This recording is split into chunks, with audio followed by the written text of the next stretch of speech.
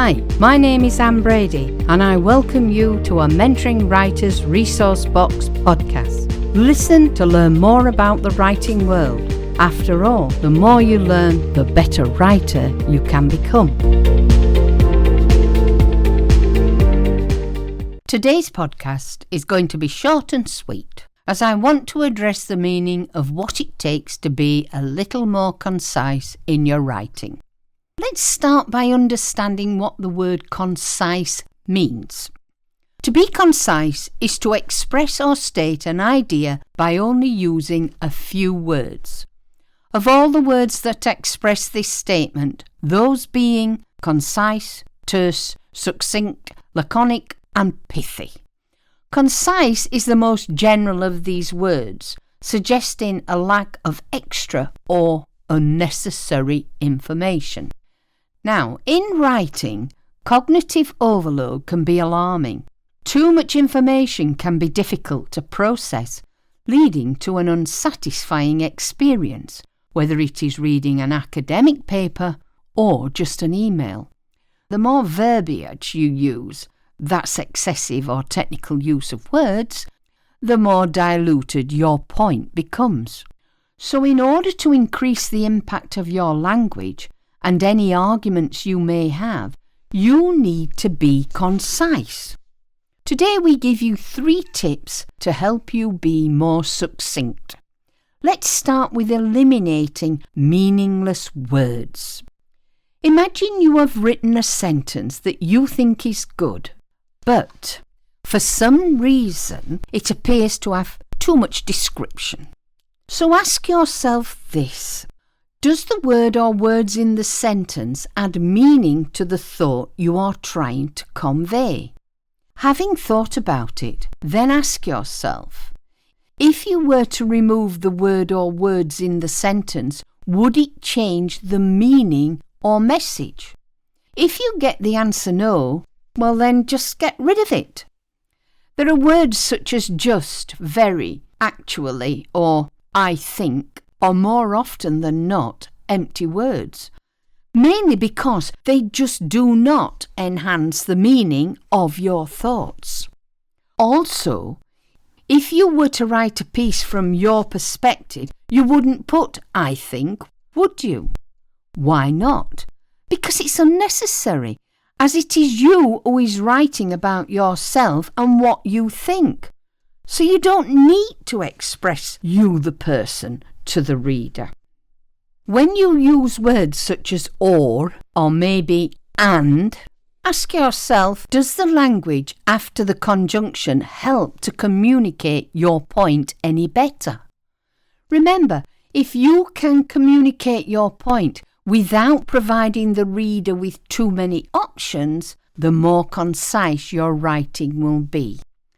The next point to understand is knowing if we need to write something or is it that we want to write something.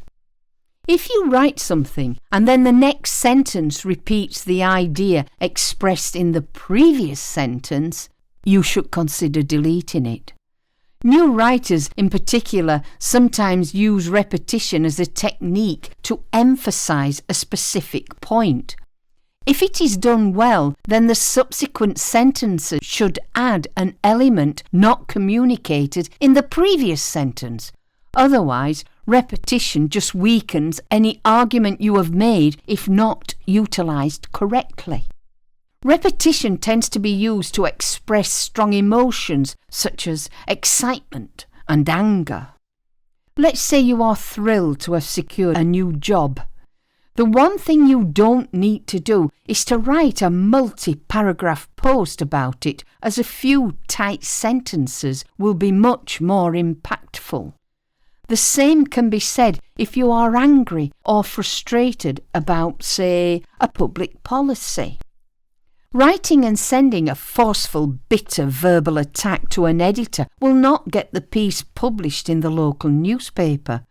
And you will probably find that a few brief, well-versed paragraphs will sufficiently get your point across. If you are writing emotive content, always try to avoid repeating your point. Finally, using parentheses isn't always necessary. If you write some words within parentheses, you are in effect indicating to the reader that the content within the parentheses is less important. Or it could be that something within the main sentence still needs explaining better. If these words are unimportant, then eliminate them. However, if using parentheses to explain something specific, why not try to express this much more clearly in the main sentence?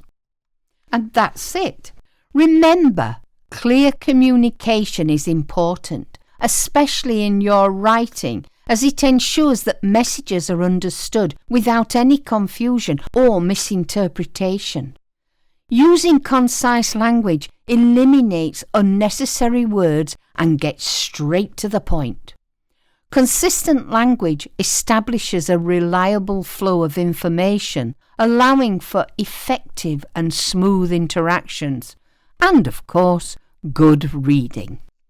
I said it was short and sweet, didn't I? Until the next podcast.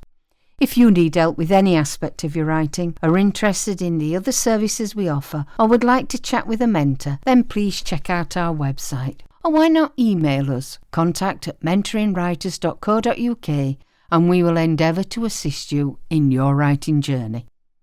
Remember, choose your words wisely. This was Anne Brady bringing you a Mentoring Writers Resource Box podcast. Thank you for listening, and we hope you will join us again.